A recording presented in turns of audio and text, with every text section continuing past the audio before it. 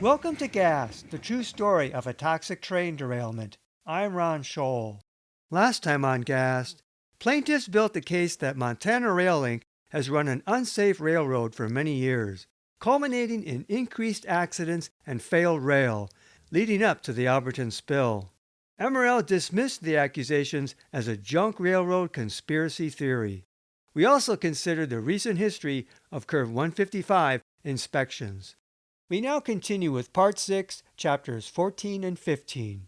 Chapter 14, Alberton Fallout. 8 track failure derailments in the first 4 months of 1996, compared to 28 total in the previous 5 years, prompted the FRA to conduct a special investigation of MRL that spring.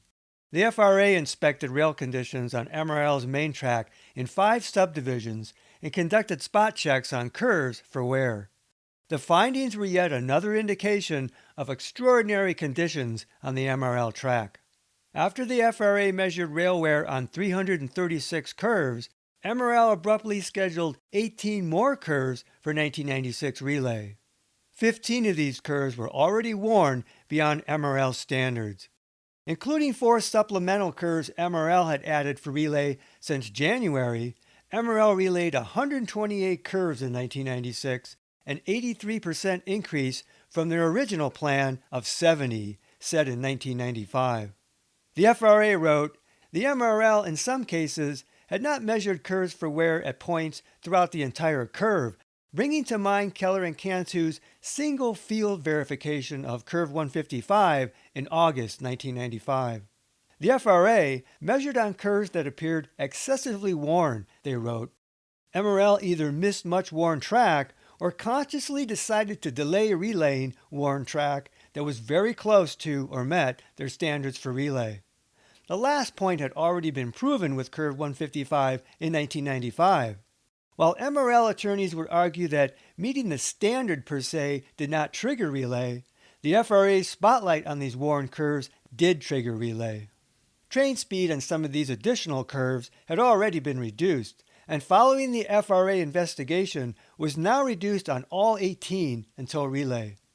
This action contradicted Roger Babcock's testimony that slow orders were not issued solely for wear below MRL standards, which plaintiffs claimed should have occurred on Curve 155. Slow orders, of course, slowed freight, giving incentive to relay a curve faster. But conversely, heavy traffic gave incentive to put off relays and not issue slow orders. The FRA noted that MRL's gross annual tonnage had unexpectedly increased 20% over the past year to about 41.3 megatons, which MRL well knew. This increase in tonnage caused accelerated curve wear to the extent that numerous curves reached the MRL limits for relaying sooner than had been projected, the FRA wrote.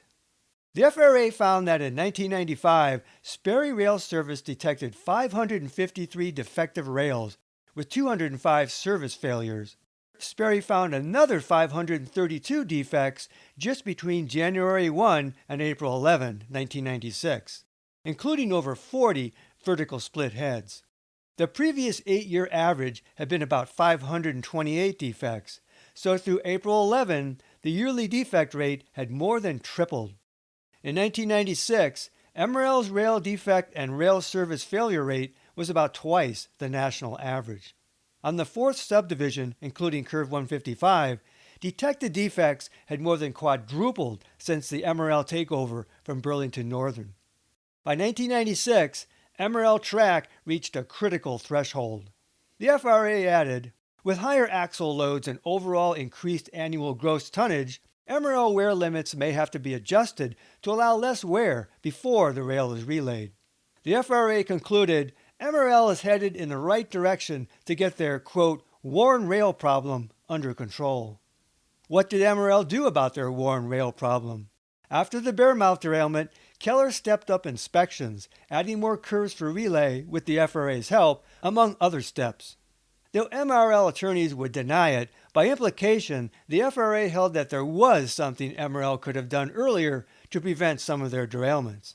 MRL claimed the Alberton derailment had nothing to do with worn rail or the timing of relay, much as it would claim a plaintiff's illness had nothing to do with chlorine exposure. This stance would be greatly aided by the fact that the FRA did not regulate worn rail per se, and so the FRA had no power to issue citations based on rail wear. Just to be safe, though, MRL attorneys moved to exclude the 1996 FRA rail assessment document as evidence. In the Schleep case, Judge Don Malloy found it sufficiently relative to an accident incident report to exclude it from trial. A jury would not hear it. But yet other troublesome documents would surface. While MRL lawyers argued the company did all that it could and should have, MRL made changes after Alberton, and Keller became more cautious due to the rash of derailments. Then came the June 3, 1996 Noxon derailment, also due to a VSH. We've never faced a rash of derailments like the last few months, MRL President Bill Brodsky admitted publicly. We're going to get answers, he said. A spate of memos to roadmasters from Keller followed, emphasizing better inspections and concern over vertical split heads. Keller also wrote a critical letter to Sperry Rail about the analog tapes concerning the Alberton and the June Noxon vertical split head derailments. Finally, in another June 11th letter to the NTSB, Keller reported the initiation of an aggressive safety audit. We have also instituted a policy that requires dispatchers to put a 10-mile-per-hour slow order when a problem is reported by train crews, until someone can be called to look at the problem, he wrote. With known defects, such as a VSH, MRL already had a slow order policy in their standards.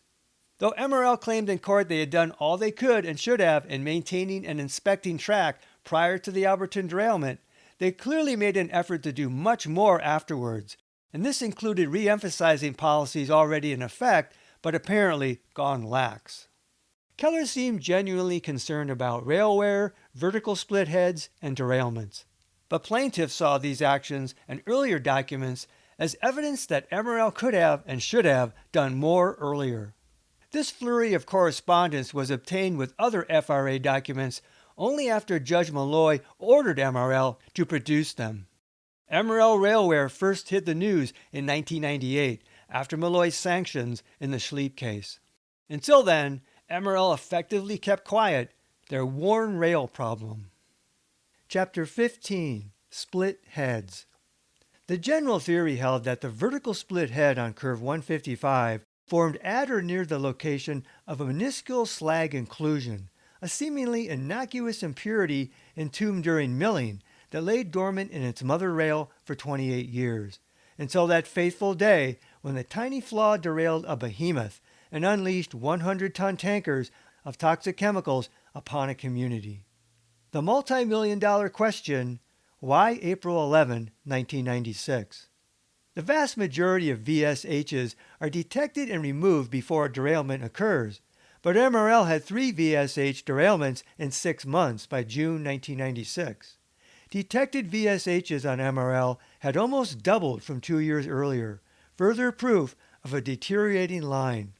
The Sperry Rail Manual defined a vertical split head as a progressive longitudinal fracture in the head, where separation along a seam spreads vertically through the head or at or near the middle of the head. The origin point was typically defined as an internal longitudinal seam, segregation, or inclusion. Thus, both the origin point defect and the incipient VSH were hidden. The separation progressed lengthwise and upwards for some distance before gradually turning out to either the field or gauge side of the head. Typically, in cross-section, a VSH formed a Y-shaped crack as it neared the running surface. The surface metal was harder and the fracture couldn't go straight up. Once the seam or separation opened up anywhere along the length of the VSH, the growth became rapid. Usually, the first surface break showed in the web, as with curve 155. If undetected, eventually, one side of the vertically split head broke off under the stress of passing trains. Of biggest concern was a VSH on the gauge side of rail.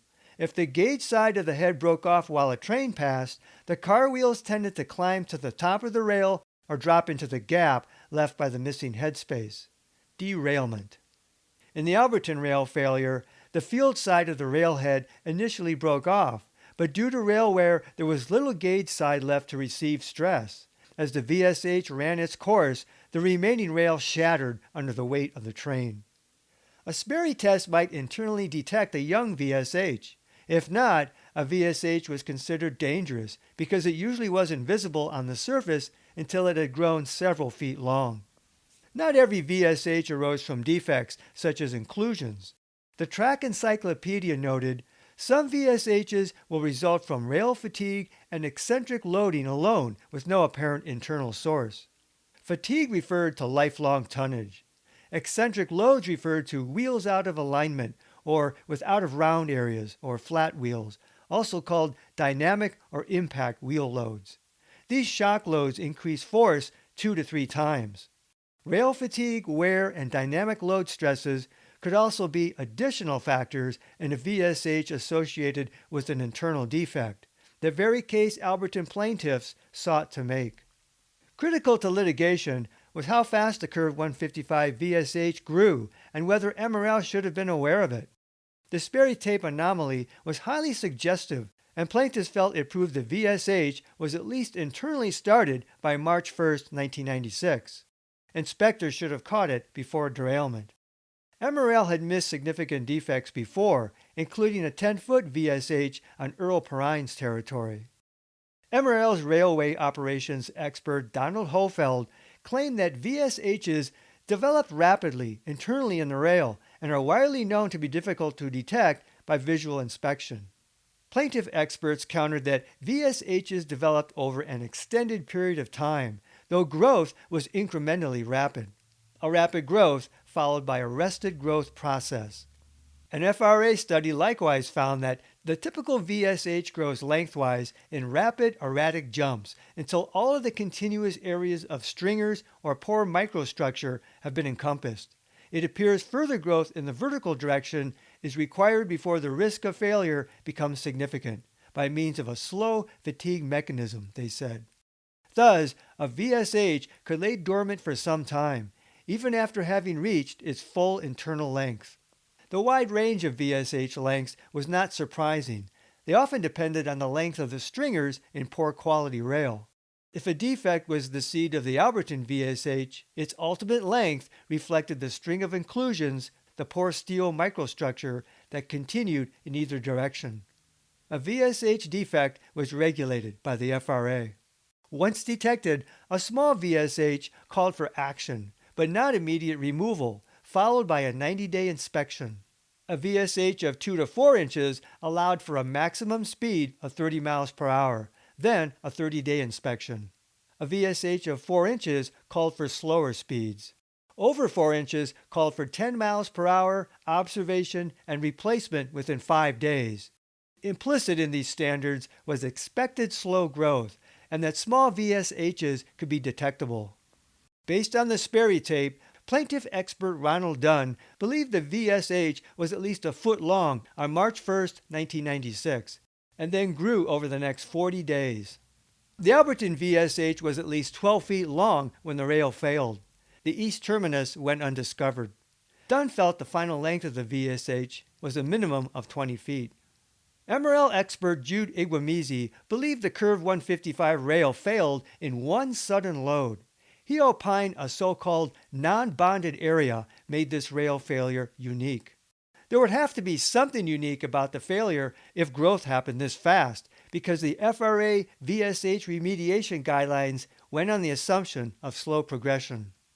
MRL's mechanical engineer expert James Freeling opined the vast majority of the VSH occurred in one fast structure mode after a quote non-extremely rapid fracture in the 1 to 2 inch slag inclusion area, from a baby to a giant overnight.